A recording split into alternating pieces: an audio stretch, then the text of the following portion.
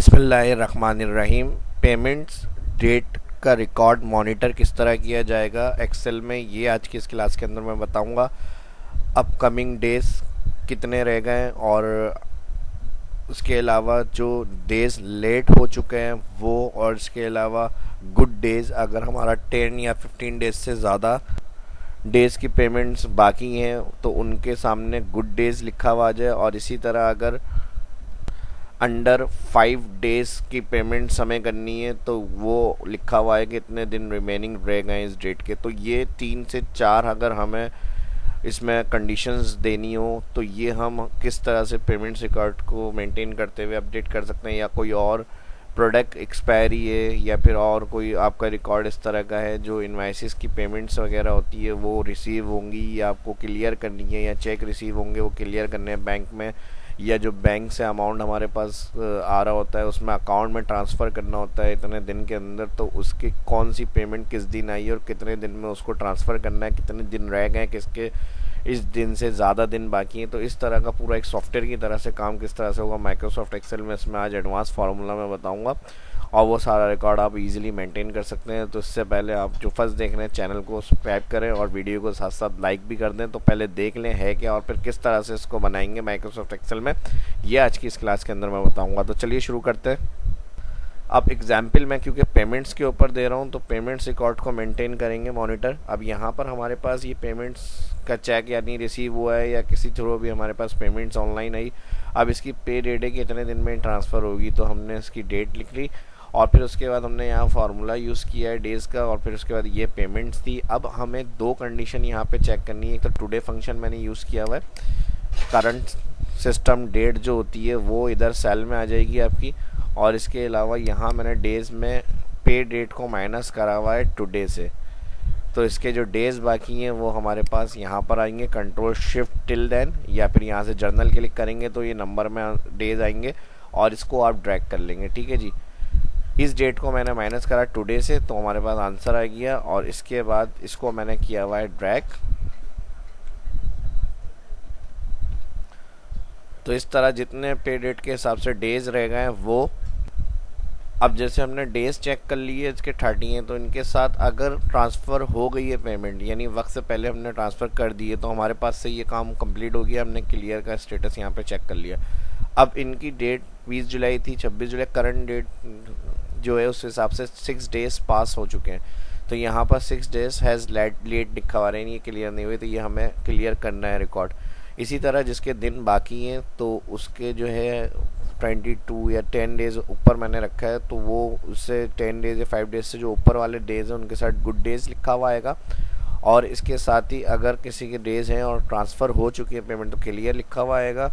इसके साथ ही 5 डेज़ के अंदर अंदर जो डेज़ हैं तो उसके साथ मैसेज लिखा हुआ आएगा 4 डेज़ लेफ्ट, ताकि ये हमें करना है काम इन दिनों का तो ये पहले होगा। ठीक है जी, जिनके साथ नंबर डेज़ लिखा हुआ है 4 days has left, 6 days has let, यानी इतने हो चुके हैं और ये इतने रह गए हैं, और फिर उसके साथ वो काम हम फर्स्ट करेंगे तो प्रायोरिटी होगी कि ये हमें पहले करना है। तो इस तरह से इस रिकॉर्ड को हम मेंटेन कर रहे हैं, चेक कर रहे हैं। गुड डेज़ यानी 32 डेज़ हैं तो इसकी कोई मसला नहीं। अब इनकी डेज़ निकल गया लेकिन ट्रांसफ़र हो चुकी है तो यहाँ स्टेटस क्लियर आ गया। तो क्लियर जिनका हो गया उनका हमारा नॉर्मल रहेगा, और बाकी जिनका नहीं क्लियर हुआ है उसके रिकॉर्ड्स और जिसके दिन ज़्यादा है वो गुड डेज़, और इस तरह से जिनके डेज़ हैज़ लेस यानी गुजर चुके हैं लेकिन क्लियर नहीं हुआ तो लेट, और जिनके आने वाले हैं उनके 4 डेज़ हैज़ लेफ्ट। तो ये सारा एक ही फार्मूले से सॉफ्टवेयर की तरह से काम कैसे होगा, इसमें जो फार्मूला है वो और यहाँ जो मैंने फार्मूला लगाया टुडे ये मैंने बता दिया। अब आ जाते हैं मेन फार्मूले की तरफ।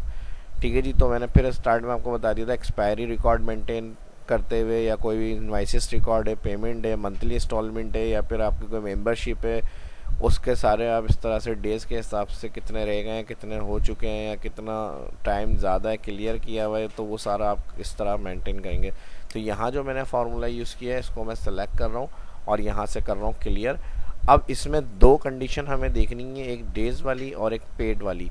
तो पेड में ट्रांसफ़र होगा भले जितने दिन में है तो यहाँ क्लियर आना चाहिए। तो सबसे पहली कंडीशन जो हम यूज़ करेंगे यहाँ पर इक्वल इफ़ लगाएंगे, ब्रैकेट ओपन, और यहाँ पर हम सिलेक्ट करेंगे पेड सेल, पेड कॉलम का जो फर्स्ट सेल आ रहा है, और इसको हम कहेंगे नॉट इक्वल, यानी ओपनिंग ग्रेटर और लेस देन दोनों एक साथ लगा के हम कहेंगे अगर ये नॉट इक्वल है ब्लैंक कॉमा तो यहाँ इन्वर्टेड कॉमा में हमने कहा क्लियर लिखा हुआ आ जाए। फिर इन्वर्टेड कॉमा, ये वैल्यू इफ़ ट्रू हो गई, उसके साथ एक और इफ़ कंटिन्यू हमने स्टार्ट किया, फिर कॉमा के बाद फिर इफ़ ब्रैकेट ओपन और फिर एंड फंक्शन, क्योंकि दो सेल देखने थे, एक पेड कॉलम और एक डेज, तो हमने इफ़ के साथ एंड यूज़ किया और दोनों में वो कंडीशन होगी तो फिर हमारे पास ट्रू आंसर आएगा वरना फॉल्स।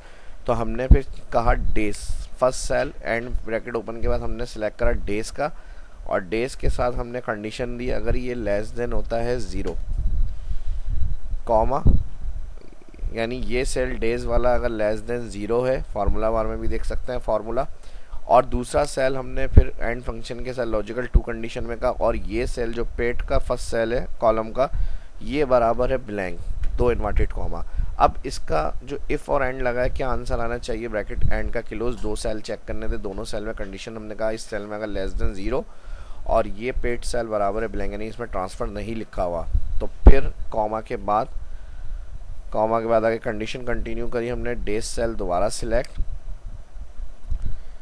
ठीक है जी। डेट सेल सिलेक्ट करने के बाद एंड फंक्शन को यूज़ करेंगे, एंड फंक्शन को यूज़ करने के बाद days has left, inverted comma में डेज हैज़ लेफ्ट, फिर इन्वर्टेड कॉमा। कब होगा ये आंसर प्रिंट, जब इसमें लेस देन 0 डेज और यहाँ ट्रांसफ़र में ट्रांसफ़र नहीं लिखा हुआ ये कंडीशन पे फिर हमें उसके साथ कॉन्केटिनेट करें जितने दिन रह गए, days has left let, sorry left नहीं आएगा, यहाँ पर आएगा लेट, लेफ्ट मतलब रह गए और लेट मतलब हो गए, पास हो चुके हैं, गुजर चुके हैं। तो यहाँ पर इन्वर्टेड कॉमा में ये आ गया। फिर उसके बाद अब नेक्स्ट कंडीशन एक और लगेगी इक्वल कॉमा के बाद, ठीक है, इन्वर्टेड कॉमा के बाद कॉमा लगाना है, फिर उसके बाद इफ़ कंडीशन लगेगी और एक और and condition, if bracket open के बाद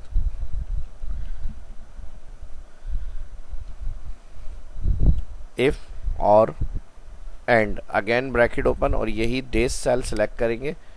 अब इसमें कंडीशन हम देंगे डेट सेल सेलेक्ट करके अगर ये ग्रेटर देन होता है 0, कॉमा, और उसके बाद दोबारा यही सेल सेलेक्ट करेंगे डेज, या फिर ये लेस देन इक्वल होता है 5। अब मैं 5 डेज के अंदर वालों को चारों डेज लेफ्ट लिखा हुआ शो सेल में, अगर आप चाह रहे हैं उससे ज़्यादा तो आप यहाँ 10 कर सकते हैं कि 10 अंडर 10 डेज़ वाले जो रिकॉर्ड है उनका लिखा हुआ आने लग जाए सेल के साथ 10 डेज हैज़ लेफ्ट, तो आपकी मर्ज़ी है, ठीक है जी। अब मैंने 5 डेज़ का बनाया यहाँ पर और ब्रैकेट में कर रहा हूँ यहाँ पर क्लोज, कॉमा, कॉमा के बाद यहाँ पर आ जाएगा अगेन यही डेज, और इसके साथ कॉन्केटिनेट करना है हमें। कॉन्केटिनेट के लिए एंड फंक्शन यूज़ करेंगे और इन्वर्टेड कॉमा के साथ स्पेस। अच्छा, स्पेस यहाँ भी दे दिएगा, इन्वर्टेड डेज के साथ जो नंबर होगा उसमें टेक्स्ट साथ मिक्स लिखा हुआ आ जाएगा, साथ लिखा हुआ डेज इज लेफ्ट, तो नंबर और टेक्स्ट के दरमियान में स्पेस होना चाहिए। तो यहाँ पर मैंने स्पेस दे दिया, और ये वाली जो कंडीशन में दे रहा हूँ इसमें भी मैंने टेक्स्ट लिखने के लिए स्पेस दे दिया, और इधर लिखा हुआ आना चाहिए डेज लेफ्ट, यानी जो भी आंसर आएगा उसके साथ लिखा हुआ है डेज लेफ्ट, यानी इतने रह गए।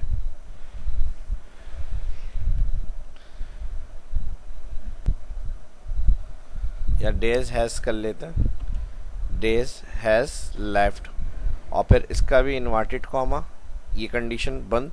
आखिरी वाली फॉल्स कंडीशन में कॉमा, इन्वर्टेड कॉमा हम टाइप कर देंगे गुड डेज, यानी जो ज़्यादा होंगे दिन उनके साथ लिखा हुआ आ जाए गुड डेज, और यहाँ पर ब्रैकेट क्लोज करेंगे इस इफ़ का, फिर एक दूसरा इफ़ इसका क्लोज, और फिर एक फर्स्ट वाला इफ़ इसका क्लोज, 3 ब्रैकेट यहाँ पर क्लोज होंगे। और ये फार्मूला करेगा सॉफ्टवेयर की तरह से काम, मल्टीपल कंडीशन के ऊपर हमने इसको अप्लाई किया है, और जिस तरह मैंने बताया उस तरह उम्मीद करता हूँ एक्सप्लेन करने में समझ में आ गया होगा। नहीं आया तो दोबारा देखें इसको, फार्मूले को समझने की कोशिश करें और फिर अप्लाई करें।